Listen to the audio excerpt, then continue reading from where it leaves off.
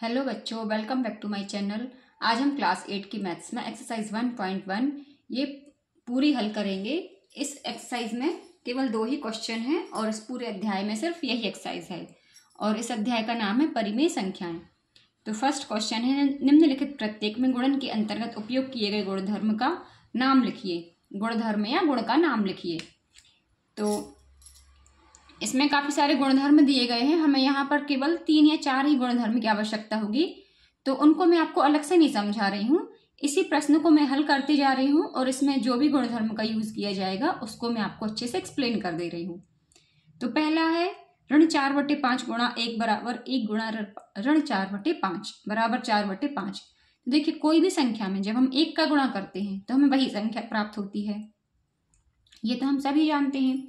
लेकिन हम इस गुणधर्म का नाम क्या है, तो इसे कहते हैं गुणनात्मक तत्समक।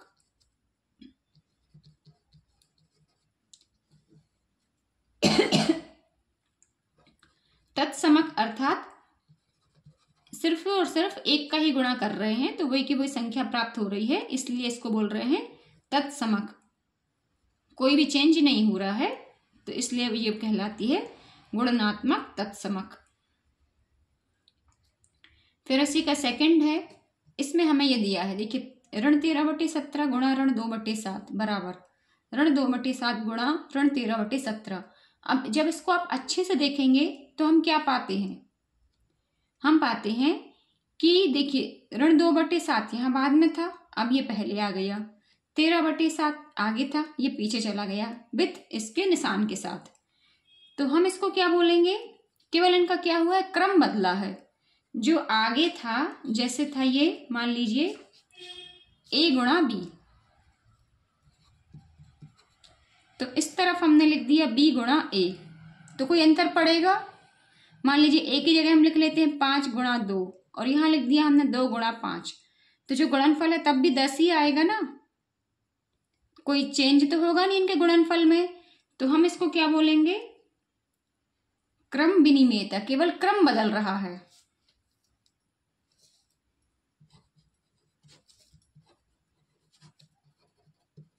क्रम विनिमेयता।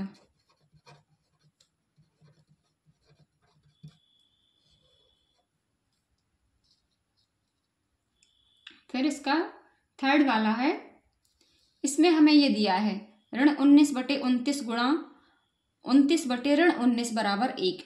तो ये तो समझ में आ रहा है कि इसका मान 1 ही आएगा। लेकिन अब ये कौन से गुणधर्म का पालन कर रहा है, मान लीजिए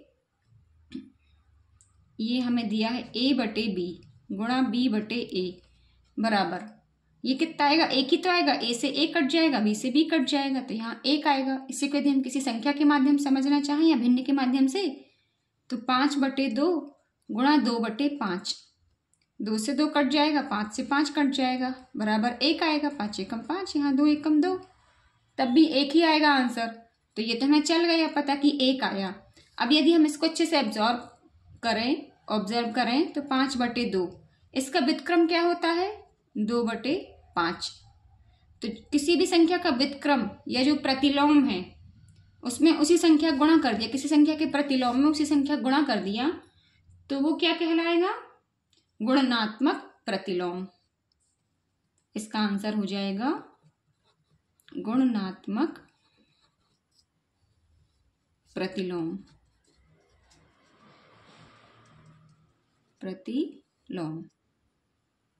तो इनको आप लोग थोड़ा सा इसकी जो विशेषताएं हैं और इसके जो शब्द हैं इनसे पकड़िए। मात्र इसके 3 ही एग्जाम्पल यहाँ दिए हैं और ये 3 ही एग्जाम में इन तीनों में से कुछ ना कुछ एक पूछा जाएगा। एक अध्याय बहुत ही छोटा सा है और इसमें से आएगा तो कोई ना कोई एक क्वेश्चन पक्का। तो 3 ये दिए गए हैं और क्वेश्चन नंबर 2 में 1 दिया गया है, तो मात्र आपको ये 4 ही गुण याद करने हैं, गुणनात्मक तत्समक, क्रम विनिमेयता और गुणनात्मक प्रतिलोम। प्रतिलोम वाला तो बिल्कुल आसान है, उसी के उल्टे में गुणा कर दिया तो 1 आ गया। फिर क्रम विनिमेयता, ये देखिए जो कोष्टक लगा था वैसे ही लगा है, केवल ये जो संख्या थी ये a इंटू b, तो यहाँ हो गया b इंटू a, तो क्रम बदल गया, इसलिए क्रम विनिमेयता। क्रम और विनिमेयता यानी कि बदलना, विनिमय करना, आप लोगों ने पढ़ा होगा ना अर्थशास्त्र में, वस्तु विनिमय। तो बस यहाँ पर संख्याओं का विनिमय हो गया, आगे पीछे हो गई। फिर है ऊपर, सबसे ऊपर है गुणनात्मक तत्समक। तो तत्समक क्यों आया है? क्योंकि यहाँ पर इनका जो कोई भी संख्या में 1 का गुणा कर दिया तो संख्या के मान में कोई परिवर्तन नहीं आया। अब जब परिवर्तन नहीं आया, वही की वही रही, तो तत्समक रही। समक यानी कि पहले जैसी रही, समान रही, तो गुणनात्मक तत्समक। अब हम इसी का पार्ट 2 हल करते हैं। क्वेश्चन नंबर 2, इसमें हमें कहा गया है बताइए कौन से गुणधर्म की सहायता से आप इस संख्या को 1/3 गुणा 6 गुणा 4/3 को 1/3 गुणा 6 गुणा 4/3 के रूप में अभिकलन कर सकते हैं। अभिकलन करना, अभिव्यक्त करना, दर्शाना सब एक ही शब्द है। तो इसको पढ़ के आप लोग को घबराना नहीं, अभिकलन आ गया या कैसा क्या लिख दिया, तो सबकी मीनिंग एक ही है। तो अब हम इसको हल करते हैं।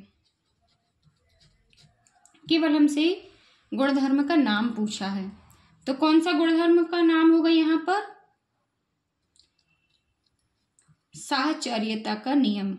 साहचर्यता का नियम, हाँ।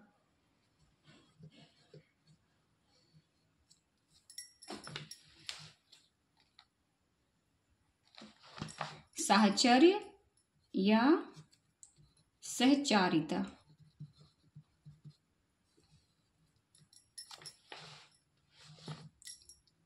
का नियम।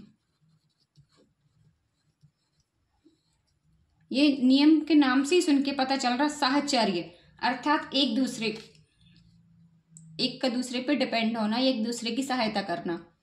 बोलते ना साहचर्य निभा रहा है, ये भाईचारा, साहचर्य है ना, एक दूसरे से संबंधित। तो जैसे ये लिखा है, अब इसको हम ABC के माध्यम समझते हैं। कोई संख्याएं हैं ABC, अब हम इसको लिख रहे हैं A गुणा B गुणा C, और यहाँ पर भी लिख रहे हैं A गुणा B गुणा C। तो अब हमने पहले कोष्टक लगाया था B गुणा C में, और अब कोष्टक लगा दिया हमने A गुणा B में। तो इनके मान में कोई परिवर्तन आएगा क्या? नहीं आएगा।